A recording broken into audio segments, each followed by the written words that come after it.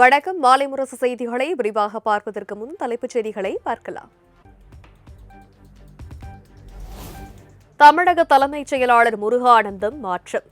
புதிய தலைமைச் செயலாளராக சாய்குமார் என்பவரை நியமித்து தேர்தல் ஆணையம் அதிரடி உத்தரவு.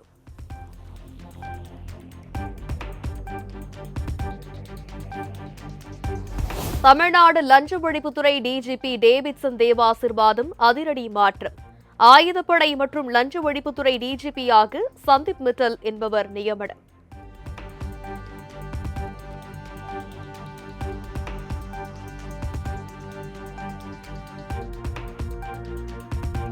தொகுதி மறுவரையறை விவகாரத்தில் சர்வாதிகாரத்தை நோக்கி நகர்கிறதா இந்தியா என முதலமைச்சர் மு.க.ஸ்டாலின் கேள்வி.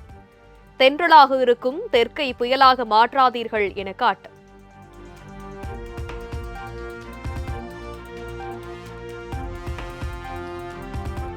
தென் மாநிலங்களின் உரிமைக்கு உலை வைத்து வடக்கு வலிமை பெற நினைக்கும் பாஜக அரசின் செயல்களை கண்டு சும்மா இருக்காது திமுக. தங்கள் அனுமதியின்றி மறுவரையறை தொடர்பாக எந்த முடிவு எடுத்தாலும் உயிரே போடாலும் உடன்பட மாட்டோம் என மு.க.ஸ்டாலின் திட்டவட்டம்.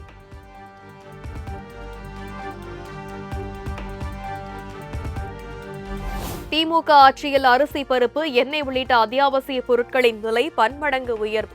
விலைவாசி உயர்வை கட்டுப்படுத்த முதலமைச்சர் தவறிவிட்டதாக அதிமுக பொதுச் செயலாளர் எடப்பாடி பழனிசாமி குற்றச்சாட்டு.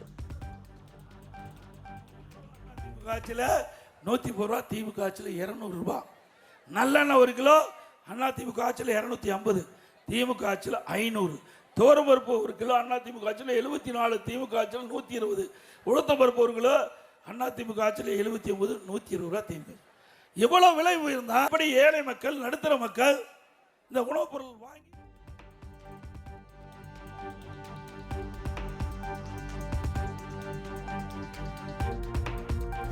தமிழகத்தில் கஞ்சா உள்ளிட்ட போதைப் பொருள் புழக்கத்தை கட்டுப்படுத்த தவறியதால் கொலை, கொள்ளை அதிகரித்துள்ளதாக இபிஎஸ் விமர்சனம். திமுகவினர் துணையுடன் கிராமம் முதல் நகரம் வரை போதைப் பொருள் விற்பனை கொடிகட்டி பரப்பதாகவும் குற்றச்சாட்டு.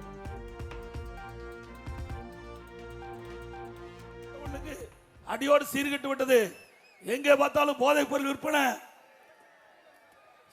இன்னைக்கு கிராமத்திலிருந்து நகரம் வரை சந்து பொந்து வீதி அனைத்து இடத்திலையும் இந்த கஞ்சா விற்பனை அமோகமா விற்கிது. இதை கட்டுப்படுத்துறதுக்கு அரசாங்கத்தால் முடியல. ஏன்னா பெரும் இந்த கஞ்சா விற்பனைக்கு துணை நிற்பது திமுக.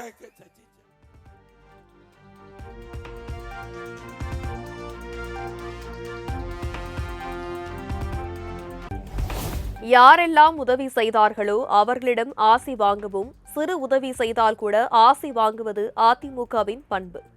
சென்னை விருகம்பாக்கத்தில் பரப்புரையில் ஈடுபட்ட அதிமுக பொதுச் செயலாளர் எடப்பாடி பழனிசாமி பேச்சு.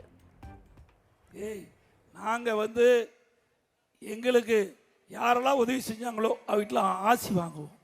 எங்களுடைய பண்பு.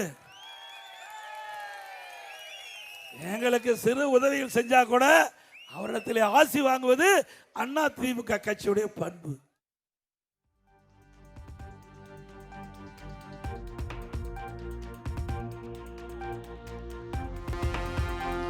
தமிழ்நாடு சட்டமன்ற தேர்தலில் 180 இடங்களுக்கு மேல் தேசிய ஜனநாயக கூட்டணி வெற்றி பெறும்.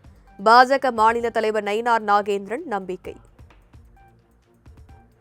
இடங்களுக்கு மேலாக தேசிய ஜனநாயக கூட்டணி நிச்சயமாக வென்று முதலமைச்சர் அவர்கள் ஆட்சி.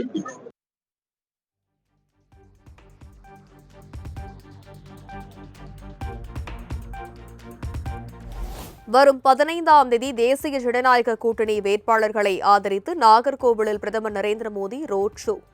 கூட்டணி கட்சி தலைவர்கள் பலர் கலந்து கொள்ள உள்ளதாக நயினார் நாகேந்திரன் அறிவிப்பு. 15ஆம் தேதி பாரத பிரதமர் நரேந்திர மோடி அவர்கள் தேசிய ஜனநாயக கூட்டணியுடைய வேட்பாளர்களை ஆதரித்து ரோட் ஷோ நடத்த இருக்கிறார்கள். 15ஆம் தேதி இன்னும்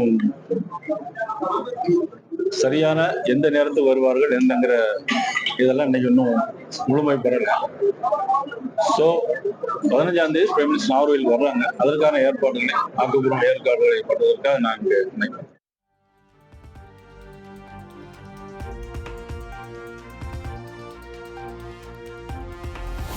அதிமுகவை ஒரு கேடயமாக பயன்படுத்தி தமிழகத்தில் பாஜக காலூன்ற முயற்சிப்பதாக துணை முதல்வர் உதயநிதி குற்றச்சாட்டு.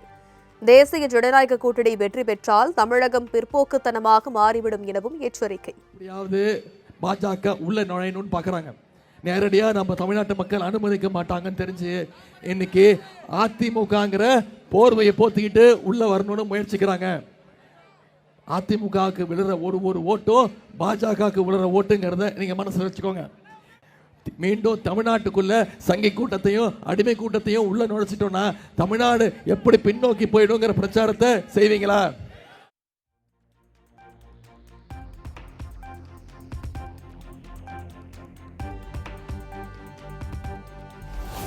நெல்லை வண்ணாரப்பேட்டையில் ரோட் ஷோ நடத்திய விஜய்க்கு மேம்பாலத்திலிருந்து கையசைத்து வரவேற்ற பொதுமக்கள்.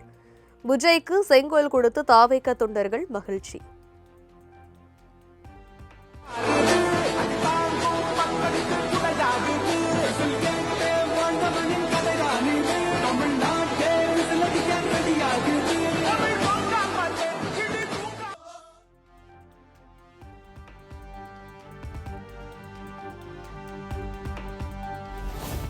நெல்லையில் ரோட் ஷோவில் ஈடுபட்ட தாவேக தலைவர் விஜய்க்கு தொண்டர்கள் வரவேற்பு.